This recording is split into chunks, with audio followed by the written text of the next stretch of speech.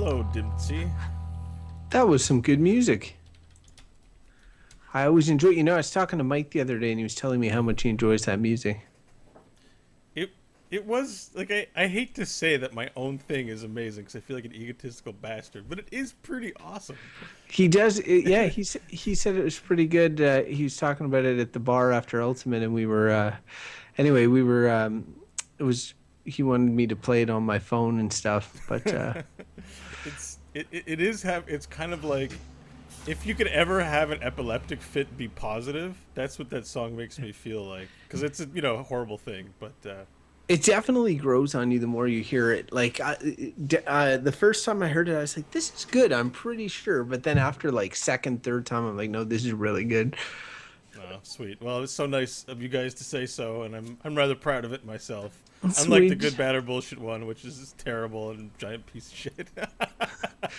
No, that Mike, was good. no, I know, just kidding. I'm just saying that because if Mike Yeah, ever Mike. listens to this, then he'll be like, "Oh, you guys, you put all your hard work into exclamation mark." Think about GBB as a prototype, Mike, if you're listening. Yeah, Alrighty, so do we want to just hop right to it? I think so. I think everything's good to go. We're live. We got Dimpsy in the chat room who's gonna hang out and listen to us, and hopefully Sweet. some more people will swing by. Maybe we should put something in the title that says all about E3 on the Twitch channel. Maybe he's trying to get away from E3. Well, he came to the wrong place. That's too bad. All right, so we are getting ready to go. All right. It's up to you. Whenever you're ready, I'll get the tick tick ticks going. All right, hit me with the ticks. Hello, everybody in the live stream. We're just getting ready to record a podcast, so sorry if we're not super responsive orally. That sounds dirty. Yeah. Okay. We'll just leave it at that. All right. All right. So tick tick ticks incoming, my friend. Okay.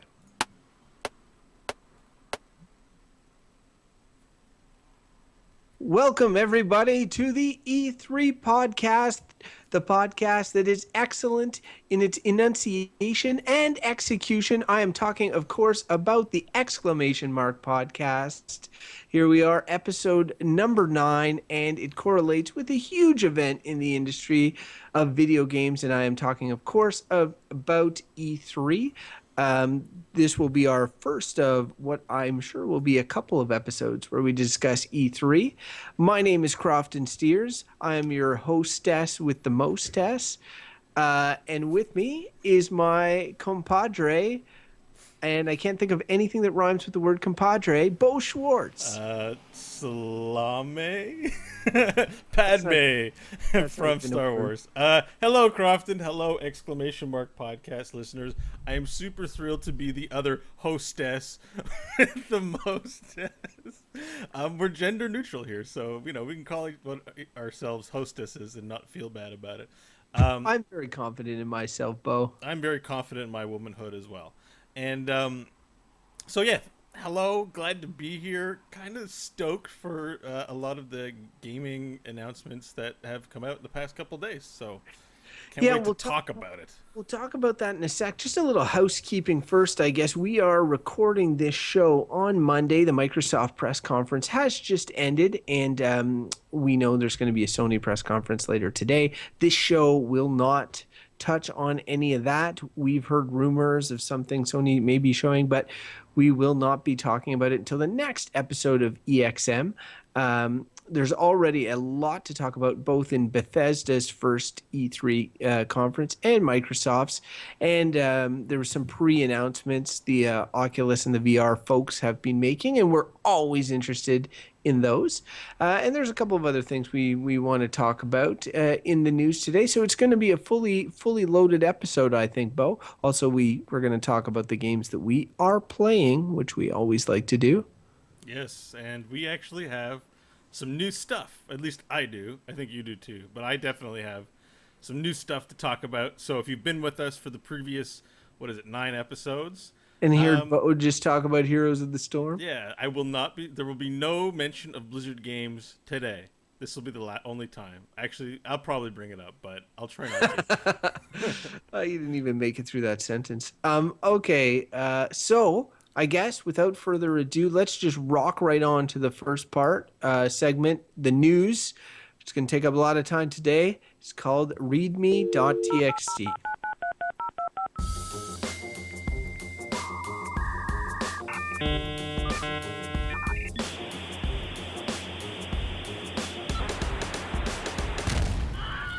readme.txt. All right, here we are in the news, and it's too bad it's a slow news week. There's nothing much happening. I am just kidding. It's E3, everybody. So, Bo, Yes. let's Yes, Cross. let's break this up. Let's All break right. this up because there's a lot going on. Let's do it chronologically. We'll start with before E3. The show floor hasn't opened yet, but they've already started the press conferences. But one of the first pre sort of E3 announcements had to do with the VR stuff. So what do you got? What do you got for me? Yeah, E3, otherwise known as, do I really have to announce my stuff with everyone else during E3? Can't I do it sometime after to get more attention conference? Sorry, Oculus, of course, making their announcement outside of the scheduled E3 stuff. I was actually really stoked by what I saw, and I didn't actually tune in live for it. I missed it. It kind of snuck up on me. I caught everything after. There is a ton of great news to come out of the Oculus camp. One, the first thing is Microsoft is in bed with Oculus as like just an overarching thing. So what does that mean? Well, the Xbox One is going to be able to stream games right to the device. There's going to be compatibility there. I assume that, any old noob is going to be able to hook up these two devices and have them work seamlessly, which is a big advantage for VR because I have the development kit too. Every program I have to run requires the fiddling of knobs and levers and files, having the right DLL. It's Yeah, but you're in the early developmental stage. I know. Nobody expected it to stay like I know, that. but you never know with a new piece of hardware. It's one thing to say, "Oh, there's a new piece of hardware for PC users." That still might mean there are headaches. If it's on a console, that means it needs to work. There's a standard to how consoles, hardware for consoles function. You need to be able to plug it in and have it work. That's the standard. Your Kinect, you don't, the little you do with the Kinect, which is calibrating it, is all you have to do. So this is big news, and hopefully they're able to meet that. So do you think that you'd be closer to buying a VR device now that it's going to be plug and play on an Xbox One? Well, I don't have an Xbox One, so the bigger question is, would this get me to buy an Xbox One? Now, we're jumping ahead. Microsoft has already also announced a deal with Valve and their VR headset, so they're a little promiscuous when it comes to these VR headsets, but they're clearly signing on to VR being the future. I am already kind of sold, having tried your developmental Oculus on VR, so, I mean, this it doesn't make me more interested, but the fact that it seems to be controller friendly and it's going to ship with the wireless Xbox One controller, that makes me interested. I'm keen on that because I just feel like the one time I tried it at your place with the mouse and keyboard, I found that it's difficult. You can't, I know where the keyboard is for the most part, but I'm not looking at the keys. The mouse is one thing, but it is kind of difficult navigating 3D space in that way when you're wearing something on your face. So I think the controller will just make that much easier. Right. So did you mention the piece of news that the controller will ship with the? Yeah. Okay. Sorry, I spaced out for a second. Anyway, yeah, I think, but it's so awesome that there is a lot of cross-branded content coming with the Oculus. I think the Xbox One is a brand, like Microsoft and Xbox are brands that people that aren't savvy about these things trust. And so to have that name along with a new and experimental product like Oculus bodes very well for Oculus in the big commercial market. I'm super stoked about that. I saw there's these games. I watched this video for this game, Lucky Tale. It's Lucky's Tale. It's been announced for a while for Oculus, Yeah. but it is interesting how that like and seeing the controllers and how it works. It is interesting having like third person platformers or games where you see your character on screen, like any game, Assassin's Creed, whatever. The those have long been sort of people thought, oh, you wouldn't use Oculus for that. You use it only for first person games. And while first person is where the strengths lie, supposedly some of these third person games look really neat. It's like you're in the world looking at your character. And I mean, I think there's some neat stuff that can be done that way. So I'm excited. All the direction that they've given so far with regards to gaming on the Oculus Rift is looking promising. Yeah, I think we're in for some real treats, in terms of gaming experiences. Now that it's going to be supported by consoles, that's a rich environment for developers who might not, want to engage in a kind of business where they're out on the PC market, which means their games might not get as much attention as, say, the Xbox Econosphere, the UI where they're able to download games. So I think this is a really big announcement for Oculus. The thing that I find a little more interesting to me in terms of future thinking ahead is these controllers that simulate your hand movements in virtual space. I know this is not. I know this is not necessarily going to be like day and date launch with Oculus in terms of being ready, but again, my limited sampling of Oculus and VR space is like it's hard to replicate this with a video showing someone a video of it. It's really hard to sell it. But if you get the opportunity to try one of these things, I tell you, you will walk away a believer. But then you'll start, as you think about it more, you'll start nitpicking of certain things. And one of those things is definitely for me the fact that like I want to look at my hands and I want my hands to be there, but they're not there, right? Because I mean, there's nothing detecting my hands per se, unless I get a power glove on each one. They're not gonna be seen on screen. So like these controllers may be the next step to adding that touch element, which will be super awesome. I think personally, from using the DK2, I feel like it's missing. Having my hands not visible, it really feels like they need to be there in a way that I've never. You play a game like, I don't know, Call of Duty. You're not like, man, I really wish I could feel my hands in this game. But when it's everything you see, you do sort of feel like you're armless in this weird way. So, yeah, those controllers look sweet. I hope they don't have to delay them too long. I think I'm ready for a new way to game in terms of peripherals, and those hand things seem like it. If the VR thing takes off, then the controllers as we know it are these dual stick, one in each hand. Look like a crazy person to people who are not watching you play controllers. And this is the marketing challenge for Oculus, and we'll talk about this a little further when we get to HoloLens later. But it was the same problem that Nintendo 3DS encountered. The idea of selling this product or marketing this product to someone who cannot see it in action, like you cannot replicate what it's like wearing an Oculus Rift or any sort of VR headset without doing it yourself. You can't watch a video of somebody doing it. You can't, there's nothing that's going to give you that sense except trying it. So it's a marketing challenge that they're going to need to overcome. Yeah. The next big thing too is that they've made it, apparently it's going to be lighter weight and easier to wear, because right now the current headset does feel like you've got a pretty big heavy weight. So I'm interested in seeing what it actually feels like with the retail version. Like, hopefully that's as lightweight and as unobtrusive as possible. Yeah, no, for sure. I could see that. We don't want to. You're doing something silly in your room, and then let's say I'm hanging out in my apartment, and then you come in. You're like, "What are you doing, Bo?" And I'm like, "Oh, toss on the spare headset and see what I'm seeing." That needs to be easy. Yeah. Yeah. Let's we're going to talk more VR in a sec because it's going to come up in Microsoft, but let's move on to the pressers here in E3. So number one out the gate was Bethesda, which was their first ever conference. Just like the Cole's notes of it were they showed more Fallout 4, which they had announced prior to the show. We talked a little bit about that announcement last week.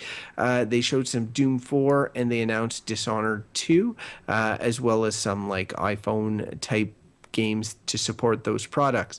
So this was like, for a studio that takes its sweet ass time making really big games, this was a lot to show, and that's why they decided to do a presser this year. And it actually, to me, made sense once I saw what was in store. Bo, of those three games, which one interests you the most? Okay, we have to come back to their Blizzard envy at some point.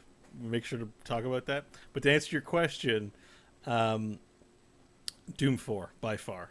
Doom. Oh my god.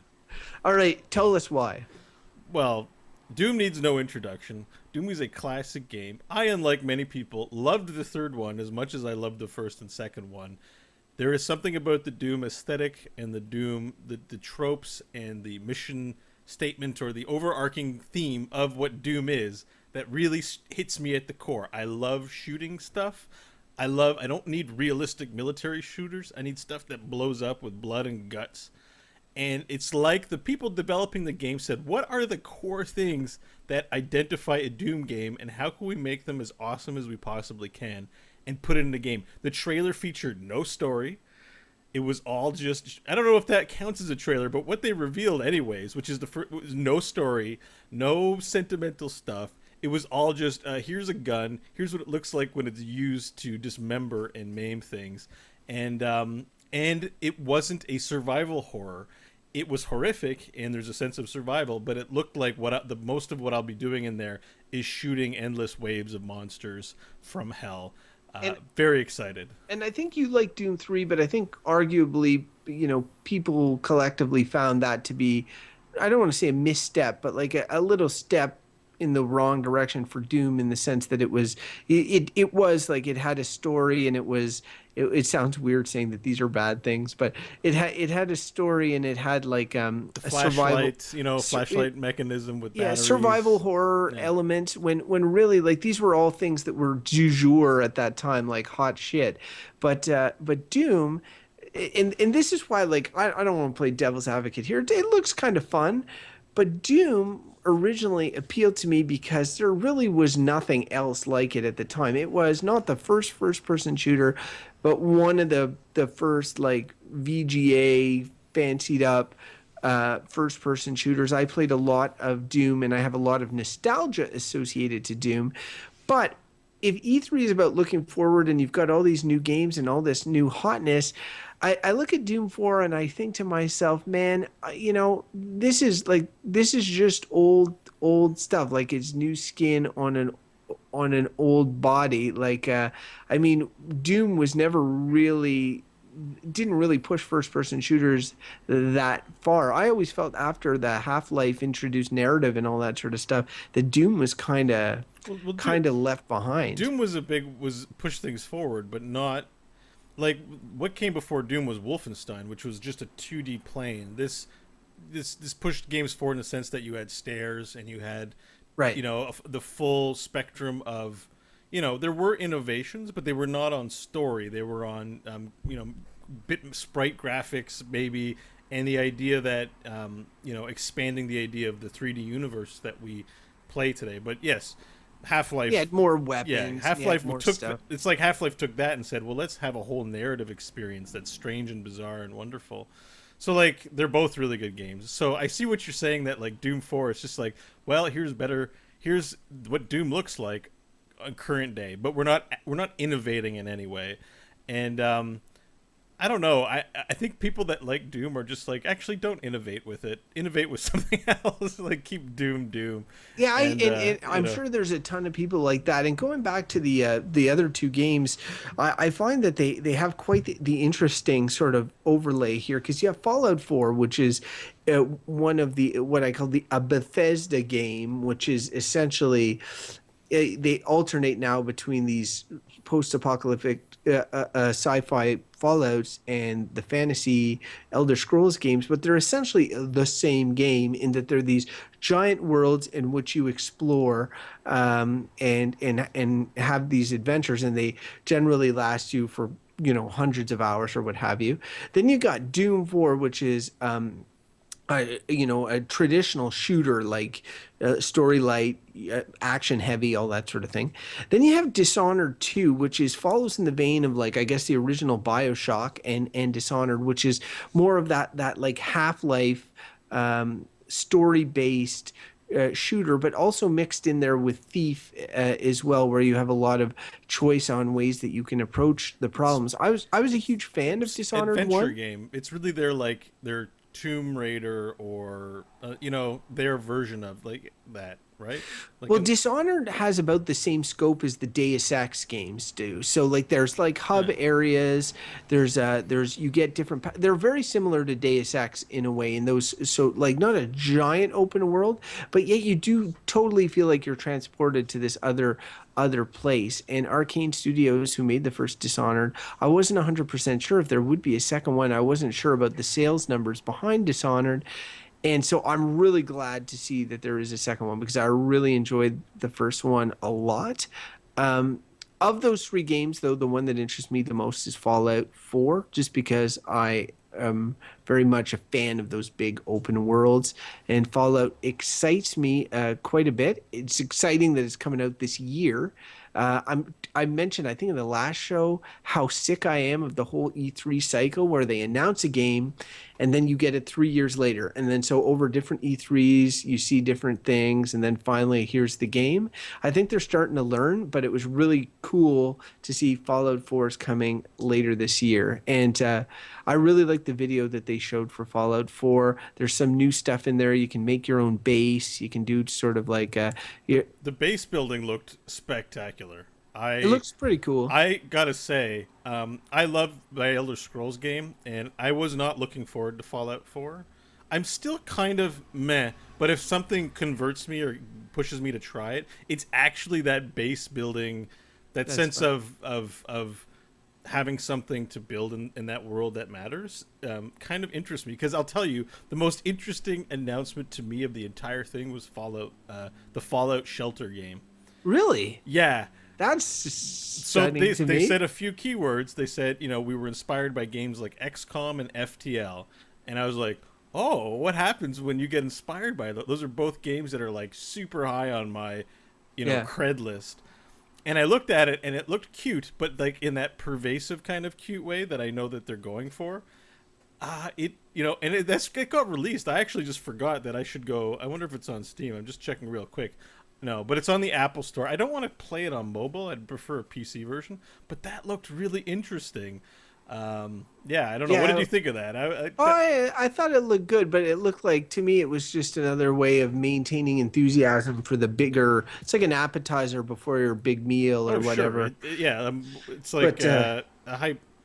I might download it like at one point or another. I might check it out, but I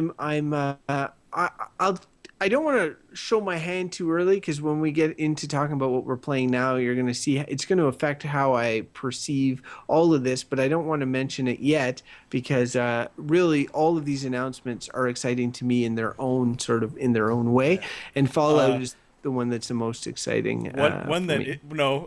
one that was like pretty lame, if you ask me, was the Fallout Legends, which is a trading card game based on like Elder Scrolls Legends. Bethesda Stone.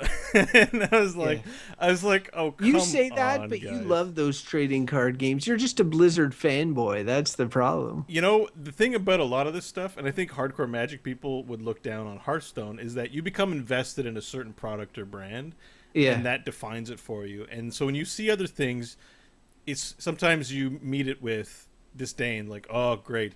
However, Blizzard has a rich pantheon of characters. I I guess Elder Scrolls does too. I just don't think of them in the same way. I don't know. I don't know I'm any of the Blizzard characters, and I know a lot more Elder Scrolls stuff. So like when all those cards in Hearthstone, they mean nothing to me. And when you explain stuff, you're like, oh, it's this character from whatever. But like it's and I've played enough Blizzard games, but it's not like Heroes where it's like Diablo and StarCraft. It's only Warcraft stuff. And I played Warcraft 3 and such, but like if you didn't play World of Warcraft, then you are lost in that shit. Whereas the Elder Scrolls, like I don't know what it'll be, but like maybe the characters will be kind of like unit names. I've been playing a lot of Gwent in The Witcher 3, which well. is a card. There's another Which is a card card. game that's really. It's like it's this Me Too kind of attitude I found, and I think it came on the tails also of Bethesda Net. I was just railing about how I was sick of having all these apps and launchers. We were talking about good old games Galaxy. Well, guess what? Now Bethesda has one. Oh, I Fucking didn't see great. that Yeah, it was in there, but basically to get all your games now, you on your PC, you have to have Bethesda Net, .net, just like you have Battle.net. Are you sure it's not just an option? I hope. I don't know. They didn't get into specifics, but my sense was that all the games, including, and to their credit, Bethesda does have a very big modding community. So them officially curating this thing does actually seem like a good idea. Apart from that, I'm very much I'm just like, great, another thing, Trey. Man, F you guys, seriously. So yeah. Yeah, it's funny because speaking of modding, like in the Xbox conference, the Microsoft one, they mentioned how the Xbox One version of Fallout is going to be moddable. Where That's interesting. Yeah, it is interesting because in this new age of like games costing a ridiculous amount of money to make, the era of the exclusive, if you're a company that's not owned by a bigger company like Microsoft owning Rare and all that sort of thing, the odds of you making an exclusive game is less and less. You're going to try and hit everyone you can to make as much money as you can. So how are exclusives differentiating themselves? And I think you're seeing stuff like like this, like where they're like, okay, only exclusive on Xbox One, you will be able to mod your Fallout 4. So, I mean, it helps that Xbox is very much in tune with Windows 10 and all that sort of stuff. So, but at the same time, like, for me, I don't see that being a big selling point for console gamers. Like, people who mod and enjoy mods play on PC. I mean, you're not going to be... like if you get the console version of a game, it's not because you're into modding. It's going to be a value add for kids. If there's like a make everyone, that wouldn't even appear on Xbox. But I was gonna say if I was 10 and I didn't use PC games, I just liked the simplicity of the Xbox environment, and there was some mod that turned the dragons into Macho Man Randy Savage. I'd download that and put that in. But I feel like that's a value add kind of thing, like getting a a free toy in a cereal box. Yeah. Like that. It's more that for the console where it's like, oh, you can mod your game. But yeah, you're right. People that are into that kind of thing are probably into the PC environment to begin with. So All right, let's move right into Microsoft because I feel like we talking a lot about Bethesda, we're talking a lot about Oculus. There's so much to talk about, but so Microsoft just finished their presser, and it was honestly pretty good. I think people were fairly positive and excited leaving the auditorium, and they got good response to a lot of their stuff. They've been playing catch up for the past couple of years, ever since they announced the Xbox One in sort of like a gamer unfriendly manner. I've always felt that's what happens when you're on top of the mountain, which they were with the Xbox 360 for the most part. They felt that they could, sell you everything in the kitchen sink, make it a multimedia thing. Ever since then, they've done an exemplary job of walking it back and saying how much they're committed to gamers, hardcore gamers, all gamers, and all that sort of thing. Yeah. If you were playing a drinking game, whenever they mentioned gamers, you'd probably be drunk halfway through. I definitely saw a lot of stuff that I liked. I don't have an Xbox One, but number one is in ways that they're trying to get me to buy one is with Xbox 360 backwards compatibility. And this is something I don't know, Bo. You had an Xbox 360. I'm not sure how much you played it. I played mine a lot, and I have a lot of games for it. So this backwards compatibility thing, that's something that appeals to me quite a bit. Does it appeal to you? Um, I think it's a good thing. I don't think it'll make me go out and buy one because I have the But Xbox it would 360. I don't if need it you backwards. if you were making, yeah, see, and that's one of the things that with the remasters that is like we're getting 720p games as it is. So the with our Xbox 360, they're already HD and all that. Really, it's a convenience factor of not having three systems plugged into the bottom of your TV, and I think it's even more useful when it comes to arcade games where you download the games on Xbox Live. But there's talk about them like up-resing them to 1080p or doing something to make them look a little better. That's cool, but I really just like the fact that I have a giant library of Xbox 360 games, and I could retire my Xbox 360 and just have the Xbox One wholesale replace it. This is something that used to happen, doesn't happen anymore, so I thought that was a big deal. I think it is a good thing if you have a big library. Why you could still keep your library? It's still relevant. It's still your collection of current games. I think backwards compatibility make it should be in like I think it should be present in way more than it is anyways. In terms of like, there's always talk that we don't know if we're gonna have backwards compatibility. Where I'm like, if you're gonna release a console, it should have backwards compatibility. Looking at you, Nintendo, none of your On games ever work on subsequent systems. That's true. Um, On the other hand, though, Bo, like they've got this racket where they every console generation they sell the old games as HD remakes or remasters or whatever. And like even in this conference, they announced Gears of War 1 to 3 remastered coming out this summer. And I mean that's great and all, and I'd have to see what the remaster entails. But if I can now put Gears of War 1 to 3, which are sitting on my shelf right now, into my Xbox One and it will play them, maybe even up-resing them to 1080, why would I buy the remastered? You know, so I understand them not having the backwards compatibility and so to sell you other games.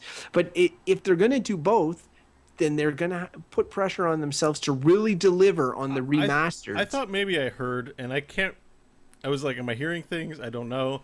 I thought maybe I heard they were going to put co-op in the first.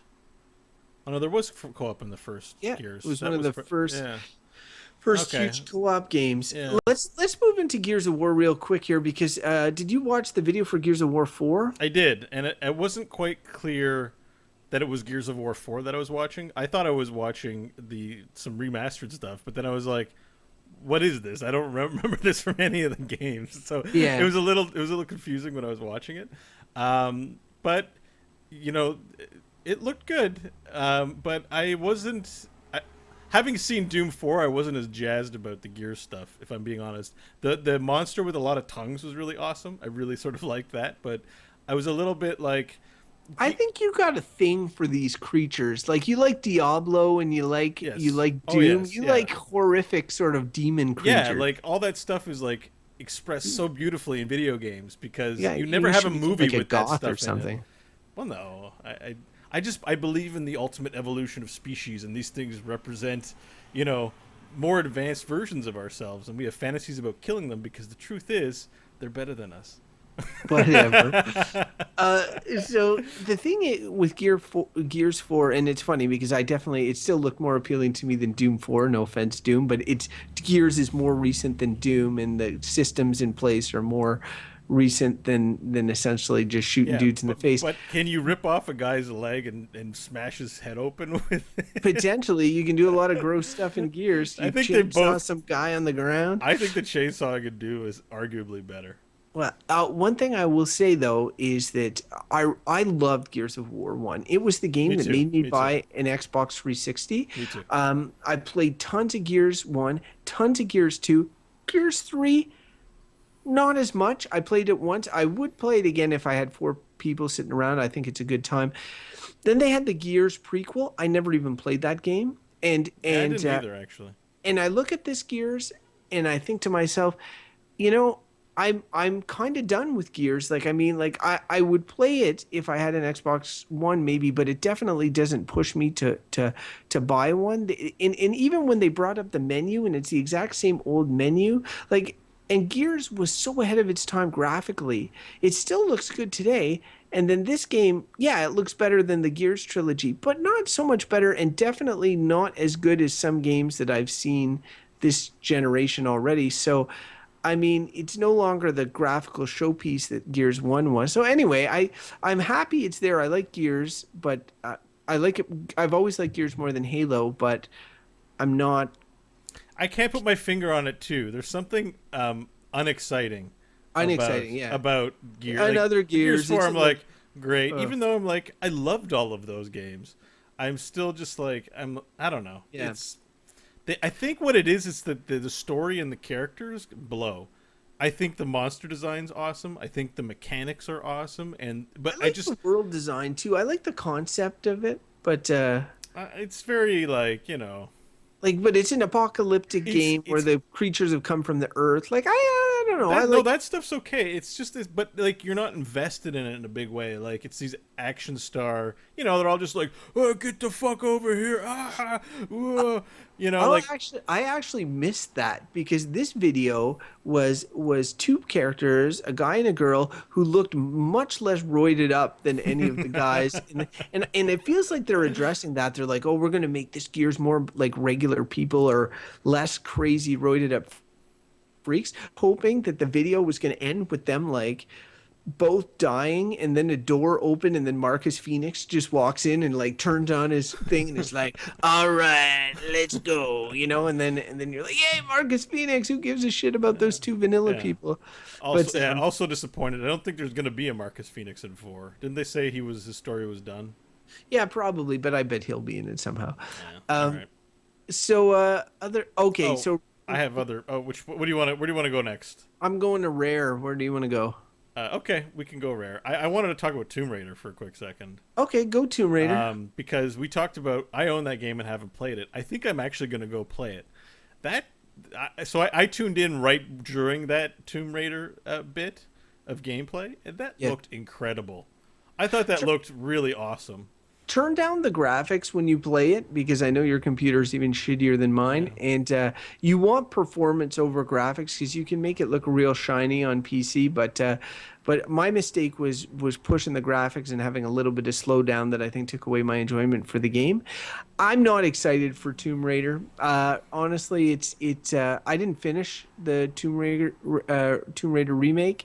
It does like I love those big action set pieces. I do too, but like again, you have never played the Uncharted games, and No, I haven't. all the Uncharted games are awesome. And the Tomb Raider remake tried to be more open world, and it was just like I don't know, the characters were less interesting. It's like yeah, if you like action set pieces, you should play this game for sure. But for me, again, like Gears 4, it's just it was not exciting. I'm not even gonna. Maybe I'll play. It's eventually gonna come out on PS4 or something. Maybe I play it then. But again, it wasn't for me what I needed to push me to the next level. And it was just her climbing again, which was a mechanic that we've seen in the previous game. There wasn't anything new that I saw really. So anyway, I understand it looked cool. I get what you're saying. It was a good piece of marketing, so I wanted to give my thumbs up to it. Yeah. Okay. Other ones. Okay. Rare. So Rareware it was a series of a company that made a series of games that were particularly famous during the Nintendo 64 era, although it dates back to the Nintendo and beyond. And after the Nintendo 64, when launching the original Xbox, Microsoft bought the company. And since then, they've been relegated to doing sort of like shitty Connect adventure games or sports games. And everybody's sort of being like, what the hell happened to Rare? And this felt like Rare's big coming out party saying like, hey, we're still here. We can still do awesome shit. Check it out. And it felt like like with Gears, where they said, "Here's what you used to like, the old Gears, and here's the new Gears." It felt like they were doing the same thing, where they said, "Here is a package of our greatest hits, 30 games for $30. Some of them like Xbox 360 games, like pretty good ones." Um, and then here is a new game, and I'm not sure if this new game, the pirate themed Sea of Thieves, is an MMO or what it is, but it looks sweet. Like when I saw it, I was like, oh, that looks pretty awesome. Like I would like to play that. I like pirate stuff. The graphics were super nice. The art direction was really cool. It was a new IP. I don't know. I was enthused. It was possibly the highlight of the conference for me. It took a little really? while to get Wow. going. Oh yeah. I mean, like we've gone over stuff. Like I didn't care about Tomb Raider. I don't really care about Gears. I thought the whole package was good for all their stuff, but It's just for me. I still don't know what it's about. it's a pirate game that you Well, play I know with your that, friends. but I You mean, go adventuring I as get pirates. yeah. It's Dig just up treasure. Avasti mateys. all sounds great. It's Good. just I don't. I just don't. I don't have a sense of whether or not it's going to be This is fun. what I. I don't. This is It what wasn't I think communicated about. to me. Oh, it looks super fun right off. Like they showed this is what I think, Bo. I'm making a judgment call right here. You are like the traditional mature gamer who likes the gothic and grotesque monsters with the shooting or whatever. Like when you see a game that's sort of cartoony and all that, I think you're already sort of thinking, oh, well, this game's got to prove itself to you. Whereas for for me, kids. yeah, for me, I'm totally sold. That's a rare style, and I'm looking at it like Banjo Kazooie I'm or a something, fan and I'm of a thinking, lot of rare games. I've put a lot of hours into Perfect Dark. Let me tell you. but Perfect Dark is of all their games the one that's the most like sort of a traditional mature game. Like Yeah. it's an Did shoot they where do GoldenEye as well? yeah, Yeah. Like but they also like though they're known for those, but like they did Battletoads, they did Banjo Kazooie, what's that racing one on Super Nintendo? Rad Racer? I don't even remember. Anyway, they've wasn't done there a bunch of Banjo Kazooie Racing or something along those lines? oh, possibly. But the 64 games, so Conqueror's Bad Fur Day, that was them. Yeah. So anyway, I'm enthused with Sea of Thieves and also all the new IP that they showed. So they showed Cuphead, which is this sort of all hand animated video game that looked like old Mickey Mouse cartoons. No, I didn't. I didn't catch that. Oh man, it looks Wait, sick. this was a rare game or just something? No, sorry, this is a new IP So there announced. are at other the new conference. IPs. Okay. Yeah, there was Recore, which was announced, which was the girl in the desert with the sort of robot dog and all that sort of thing, and it looked again to me really cool. The potential is there, and just the fact that it's not something I've seen before makes me excited to see where they go with it. So both Cuphead, Recore, Sea of Thieves, those were like highlights for me. Lowlights was Microsoft announcing an early access version called Microsoft Game Preview. I was like, great, just what the world needs, more early access. That was my. Oh Uh, yeah. I know. I was like, oh god, but they did announce deals with Valve, Oculus, and then introed their new HoloLens to show. HoloLens looks sweet. Well, I mentioned before to you the new 3DS, and I'm sure the old 3DS as well has like this enhanced VR thing where you can sort of you put these cards down and you can hold your thing around or whatever, and it will show you things on your screen that aren't really there, and it makes kind of like a game around you.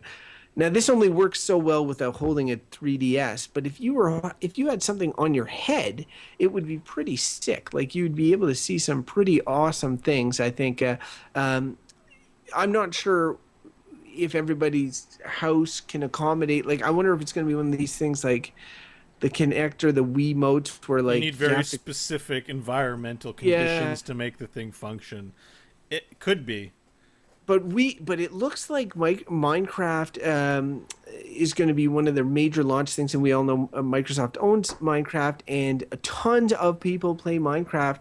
So the idea that they're able to play their worlds in their living room and like maybe move parts around and do stuff, I mean that even appeals to me. This is my impression of Microsoft and the Minecraft people. hey, Lego Worlds, fuck you. Look, we've got HoloLens. You'll never beat Microsoft in Minecraft. I was like, oh, if I was ever, like I'd rather pay money to try HoloLens and play Minecraft, which I actually own, than even bother with Lego Worlds, having seen that. There are Minecraft enthusiasts out there who might have just crapped their pants when they saw that HoloLens thing.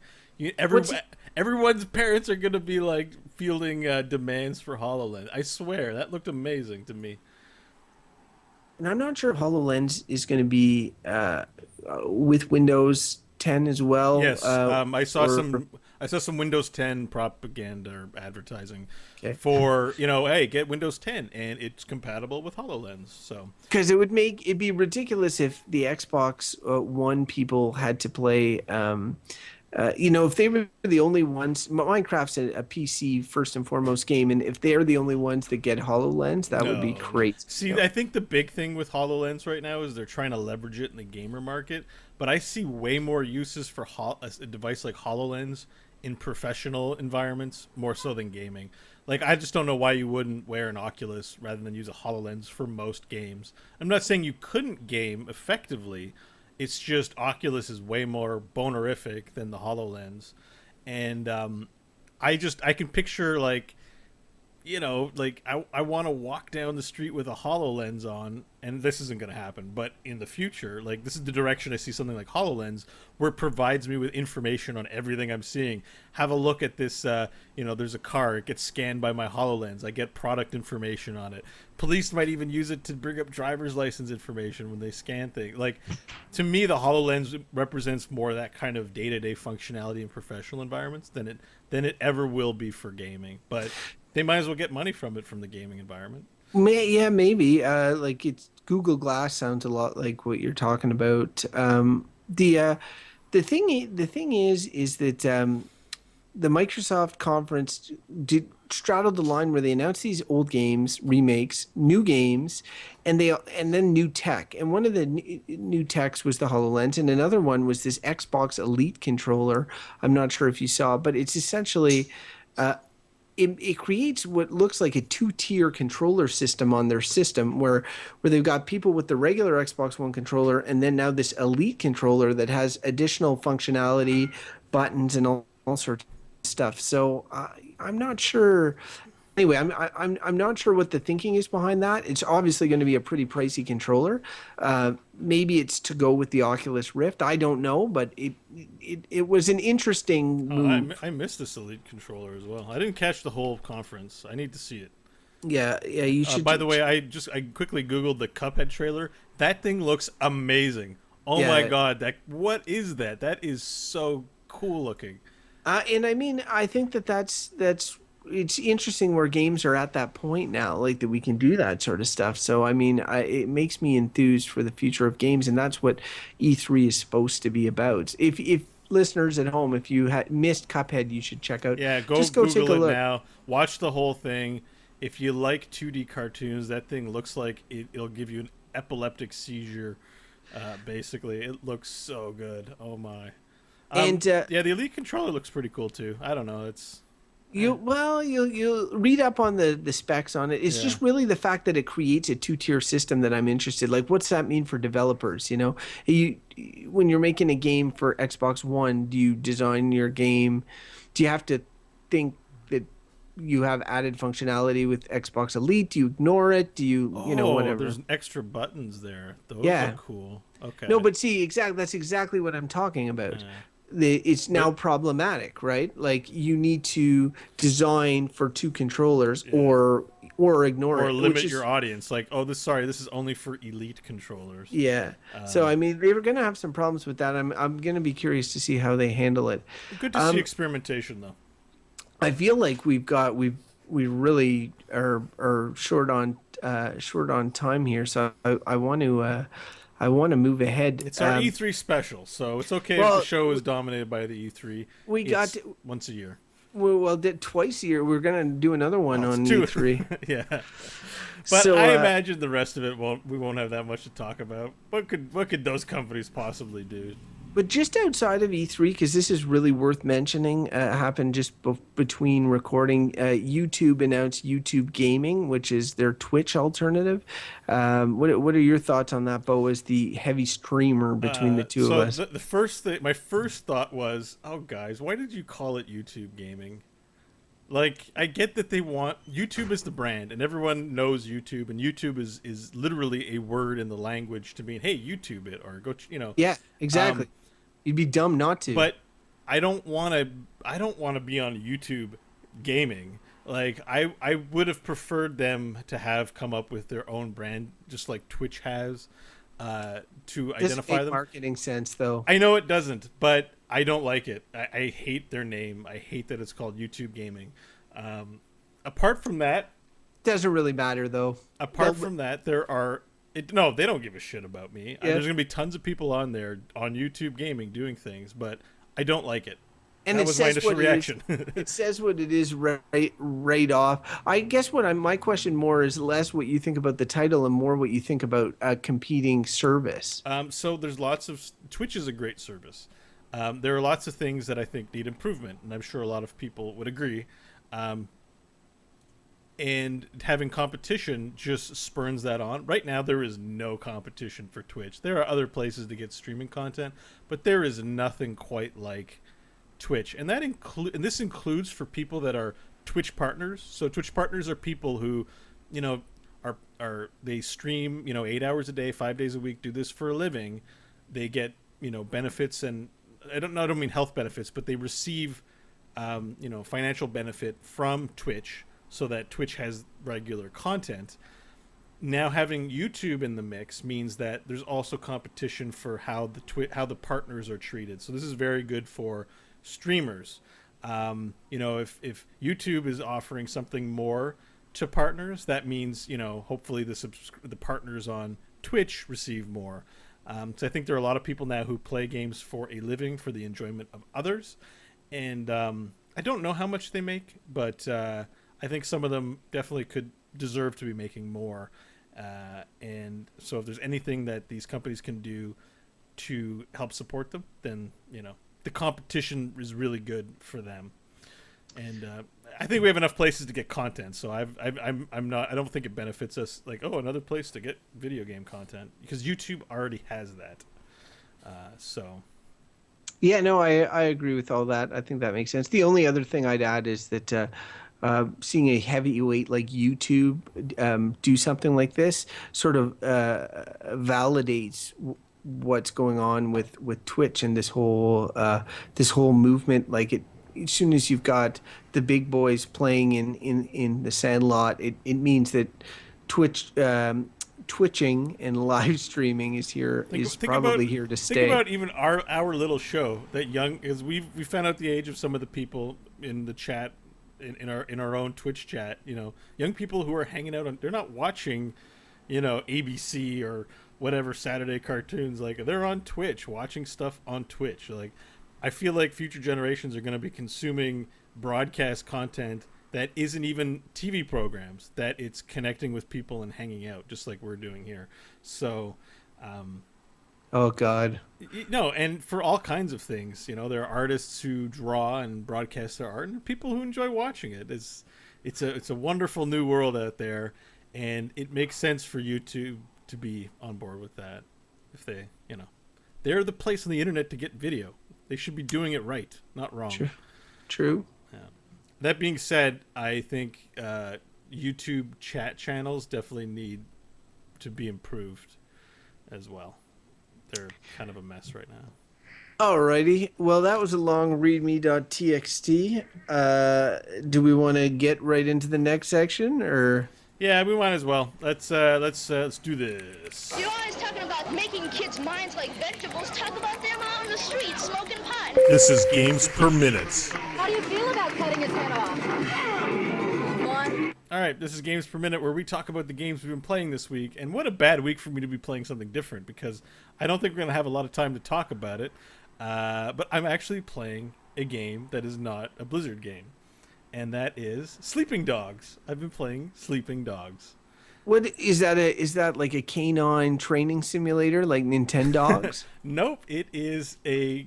I don't know what you call this style of game. It is a Grand Theft Auto style game where you have a city. In this case, it's Hong Kong. You drive around the city and you go on various missions, shoot people, do criminal things, have relationships, and be part of a criminal organization. But also, but in this case, you're also kind of a good guy. The line is very blurry. This one in particular. So what's notable, first of all, is that there's barely any white people in it. So a lot of these games focus on North American culture and white people. So in this game, they're all Chinese for the most part. And if they're not Chinese, I think there's like one American, a few. I guess Hong Kong was settled by English people at some point. British, So yep. there are some British people in it, but and there's a lot of English in this, but you're definitely steeped in like a culture other than your own, and that's sort of what makes this really awesome game to play. I played Sleeping Dogs and I really liked it actually, and I liked it both. I like open world games. I like exactly what Bo said, that sense of place, and it definitely had that. But there's also an element of arcadiness that Sleeping Dogs has that other games don't. Like I'm not sure. Action hijacking. Have you got there where you can? I love action. I like action hijack like 8 cars in a row while the police are chasing me. It's so much fun. Yeah, that's it. And the combat system is like Arkham Light. So it's to clarify for people who haven't played Sleeping Dogs, this is where you hang out of your car and jump on top of another car, rip the person driving out of that car, and then hijack the car for yourself. It's in no other game that I've seen, and it's the best idea ever, even though it's not realistic. That's it. Like the whole thing is inspired from like 80s action movies and stuff. And like anyway, I like Sleeping Dogs. I like Sleeping Dogs a lot. Like it really was one of those immersive games I had. Like I felt like I was going on a trip almost, when I'd play it. Yeah, it really the sense of place is really there when you're having a dialogue scene, and the background has that, sort of, there's lots of this Asian urban city that's in the background that's really striking and very colorful. It's really fun. I hate open world games, and there's even a part in this game where it's like, oh, there's a guy over there, I have a mission, I've got to drive to it. God damn it, I don't I just want to start the mission. I hate all the driving around, but I find that the game is entertaining enough that I enjoy doing it. Specifically the combat. The combat is what makes it fun. Now, in Grand Theft Auto games I've played, I have hated the combat. It always feels like, to me anyways, it doesn't feel very tight and very mechanically sort of satisfying. Whereas I find this one has combat similar to like Batman, with the Arkham Knight games, where it's like you have counters and you have like special moves you can do. Even though it's not super complex, the animations and flourishes are so satisfying. I really the other thing is have you got to the part where guns are introduced yet? Yes. So like guns aren't introduced immediately, and the whole idea with the story, and this is probably true, is the restrictions on firearms around Hong Kong are very tight. So unlike the Grand Theft Auto games that are set in America and kind of spoof America, and you just walk into Ammunition and buy all the guns you want and go shoot people, in Sleeping Dogs, it's much more like hand-to-hand combat. Very few people have guns except when you reach like certain points in the story. And to get guns, you have to disarm other people. I find on missions I play, I never start with a gun. I gotta first disarm someone else and take their gun.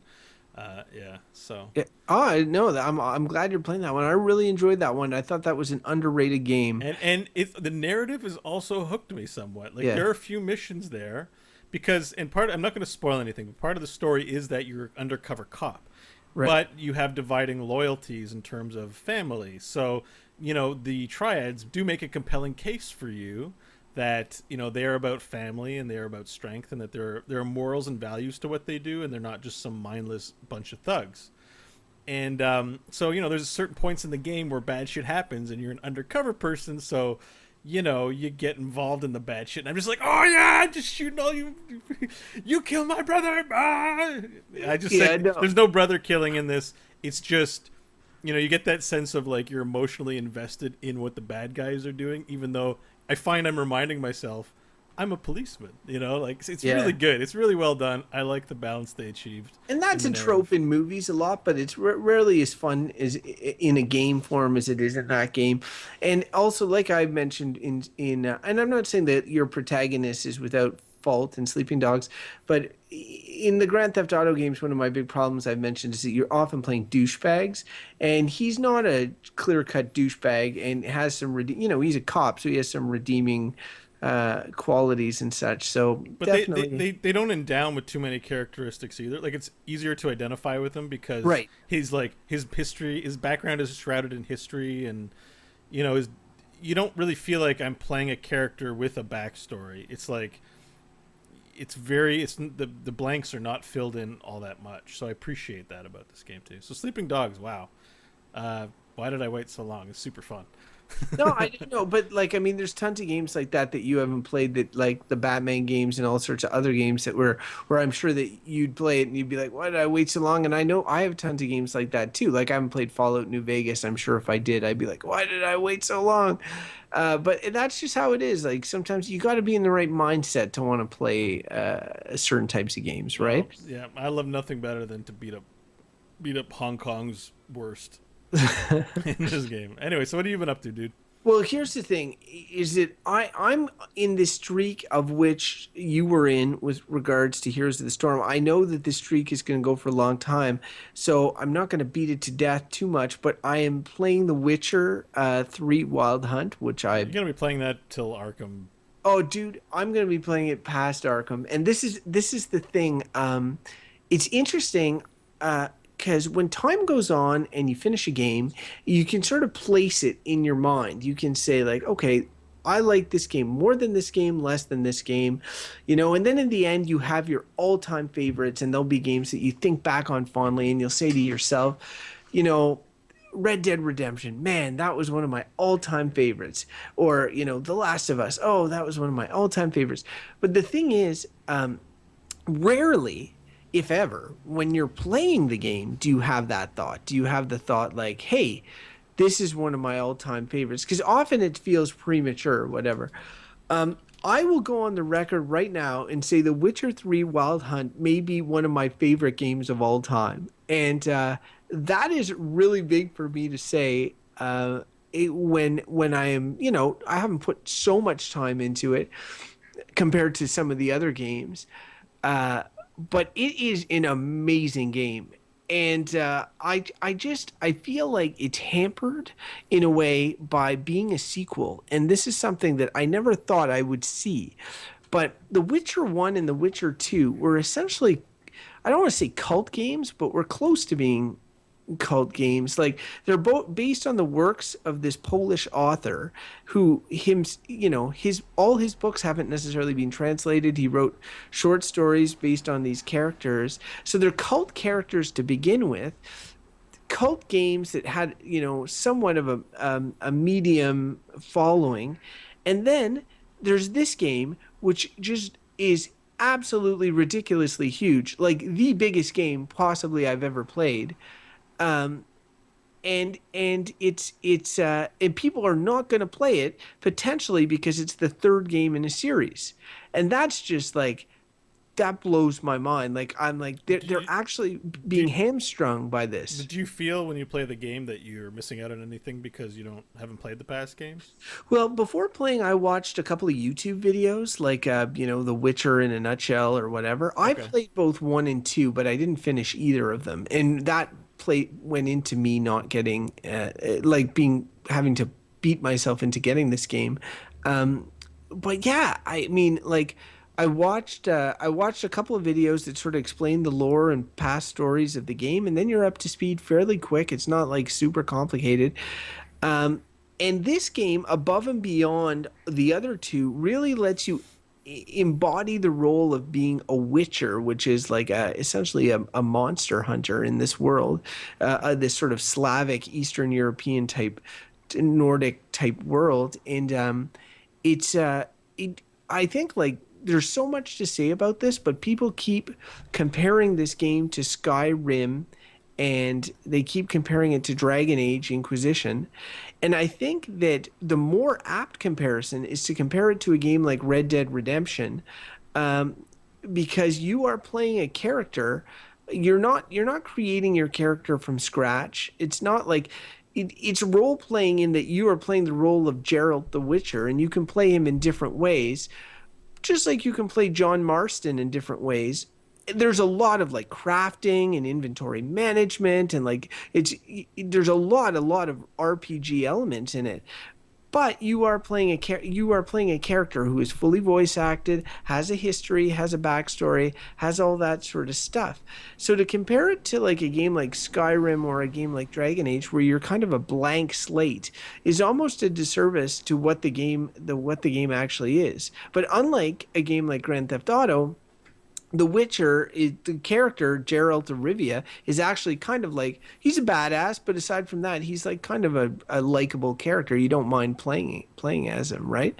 So yeah. Anyway, it's totally like there's a shit ton of stuff I could say about this game already. It is literally huge. It's super dense. It makes me. It's the first game that I've played this generation of games that makes me think this couldn't have been done in past generations of games, like in the Xbox 360 PS3 generation. Like this game could not have existed. There's just way too much in the game. Yeah, graphically it could not have existed. It provides like graphics like The Last of Us. You're playing on console, right? Yeah. And this is the thing. I would say like play this if I was worrying about buying a PC to play it the best way possible, because my PC doesn't even meet the minimum system requirements. But I would say like just play this game. Like if you're listening to this, like get it on Xbox One, get it on PS4, get it on your computer. But it is totally worth playing. It requires patience at the beginning. It's not necessarily for everyone. And it's weird saying that about a game that is like super amazing and you want everyone to play. I recognize that it's not for everybody, but the people who like it are going to really like it. So, I mean, I'll have more to say on The Witcher, and I think I'll do my question mark blog this week on The Witcher. So if people want to hear my thoughts on it more. Question mark, pop. Yeah, go to our site on exmpodcast.com and check out Crofton's blog, the question mark, where he, says a lot of really smart stuff about video games that he doesn't have time to talk about here on the show. I know. I mean, back to your regularly scheduled programming. My regular scheduled pop of the question mark, but yeah, no. Anyway, The Witcher. The thing about The Witcher and what I was trying to say earlier is that it puts everything that I'm seeing at E3 in perspective, because every single thing I'm seeing, I'm impressed.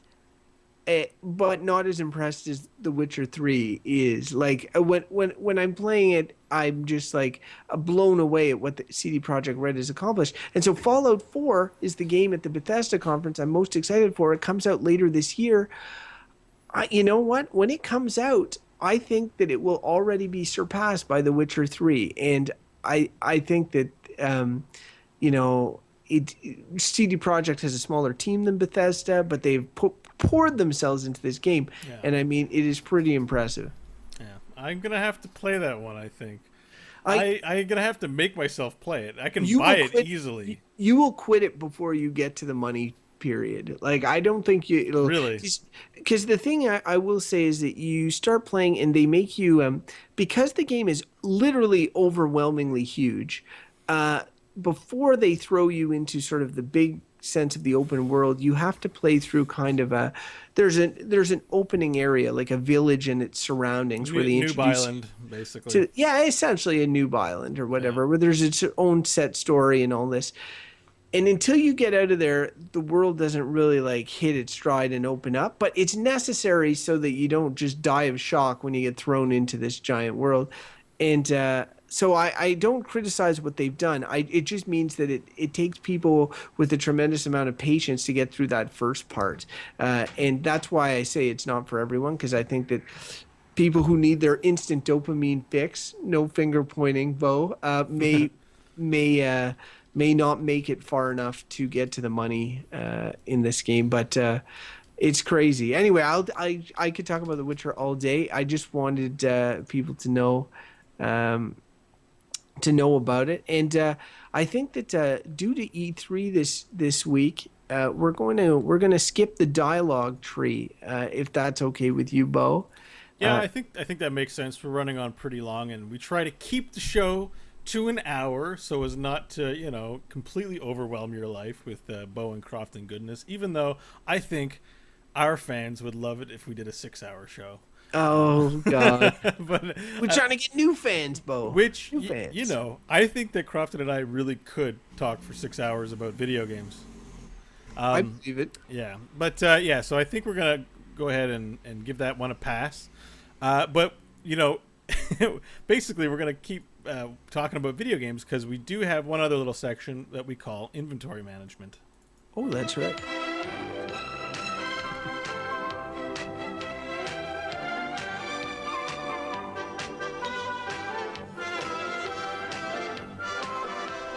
Inventory management is a challenging and inexact science.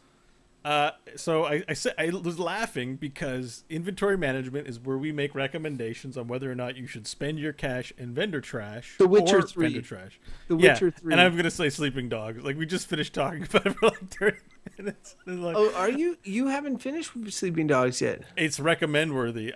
You should play the game. First of all, it's dirt cheap. It goes on sale all the time. The definitive, it's old. You can pick it up for a good price.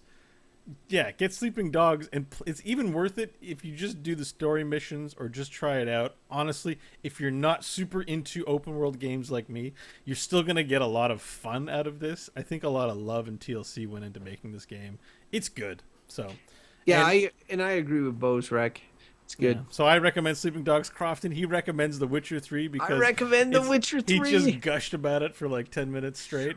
But see, I hate making recommends when I haven't finished the game because it could fall off a cliff from this point onwards. But I know that it won't. I'm very confident in the quality of the I don't game. know. I think sometimes if you've already gotten value out of your experience, even if the ending sucks, it's probably still recommend worthy. I think the only game I can think of where that might have been an issue was Mass Effect 3.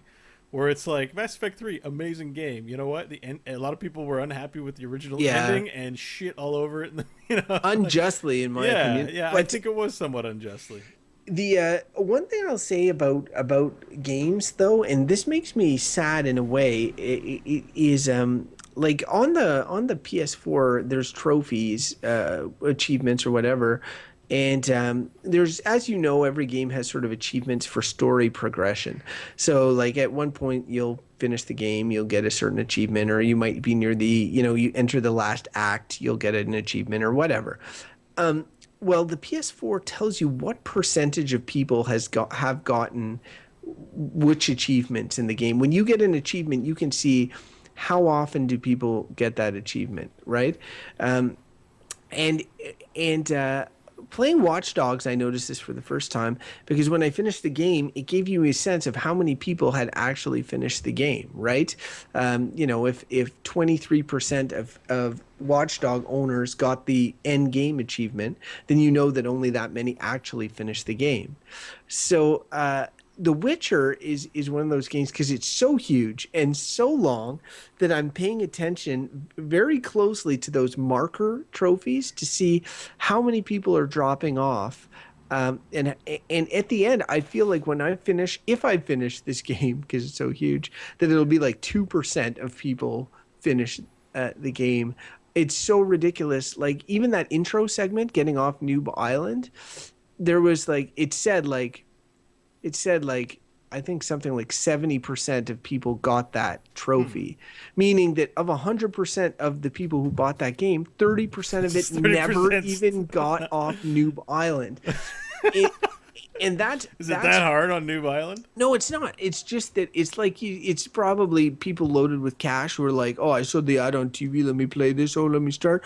Oh, I'm bored. Let's go play Heroes of the Storm. Boom, boom, boom, boom. That was a slam on Heroes of the Storm. I'm not paying attention to your slams. But yeah, so in the end, I think that's what it is. I think it's just people that aren't able to, that don't get invested in it or don't. Maybe there's places that rent games still, and somebody rents it overnight and can't pass Noob Island. But anyway, I'm just, it's amazing to me how much work goes into these games. And when you think about the 100% of people who play, how few people will actually experience the end game content. Yeah, that's a really interesting thing. It made me. I'm kind of like looking up the Skyrim achievements right now because I'm like, how many people have even finished Skyrim? I haven't. Like, but what percent? Like, I put over 100 hours in Skyrim and I never finished. I'm trying to find out what the winning achievement is for that game. Is it defeat a legendary dragon? No, I don't think so. I don't know. But anyways, like, I feel like a lot of people didn't finish Skyrim either. And the Skyrim campaign is short. Remember, Bethesda had that race where it took them 2 hours to finish the game or something like that. Like, they had 2 teams race to finish the game as quickly as possible. I believe it. And it's actually one of the easiest games in the world to finish. If you actually stay on the beaten path. Right, but the point of a game like that is to go explore and have some fun. So that's the same with The Witcher. All right, let's. All right, so we made our recommendations: The Witcher and Sleeping Dogs. There you go. They were the games we're playing. They're the games we're loving. Mm-hmm. So let's just do a little cleanup here as we head to the highlight of our show, the Master Game Theater. Master Game Theater. So first off, exmpodcast.com. That's our website. You can find all our latest episodes there, Bo's snazzy write-ups, and the question mark blog. You can follow us on Twitter at EXM Podcast, Facebook.com/EXM Podcast. We would love it if you liked us there. That would make us so happy. EXMPodcast@gmail.com. If you want to write in your questions, your thoughts on E3, what you're playing, what you recommend, we'd love all that stuff. Twitch.tv/EXM Podcast. We live stream the recording of the show. We tend to tweet our live streaming times. This week it's a bit different, but generally it's Monday. And we also have a sister show, Good Bad Bullshit, Good Bad or Bullshit, with our good friend Mike Hodgins. You can learn more about that at goodbadbull.com. And if you like this, you'll probably like that. Bo, if people want to hear from you personally, they want to get more Bo Schwartz in their life, how can they do that? You can find me at Bo Schwartz on Twitter.com. There, anything relevant that I have to say to the world is usually where it's posted. So that's a clever. That's your name. I see what you did there. Yeah, it's just my name. You know what? I'm great minds think alike, because you can follow me at Crofton Steers on Twitter. Oh. And just to close out the show, we are going to go into a final segment known as the Master Game Theater Quote of the Week.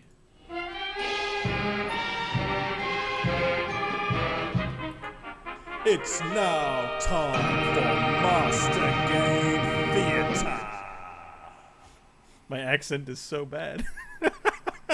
Was that you? I didn't even know. It's me. That's my voice. Some of my enunciation, I'm like, it's off. But whatever. I'm bad at all accents. It's not like I could have done any better than that. All right, so today in the Master Game Theater, we have an interesting presentation for you from a classic game that Crofton is always touting all the time, Red Dead Redemption. So if you've played Red Dead Redemption, you know there's this character in it, your character, named John Marston. And today, Crofton is going to perform some John Marston for the pleasure of everyone. Whenever you're ready, you may perform the scene, Crofton. I get all the gruff characters. I'll use my Joel from The Last of Us voice. I feel like you can't yell in your house because you have a baby who's often sleeping, so we save the yelly ones for me. Are you ready? Okay, here we go. I'll give you a bad case if someone just shot me in the head if you don't hurry up. Beep, beep, beep, beep, beep, beep, beep, beep, beep, beep, beep, beep, beep.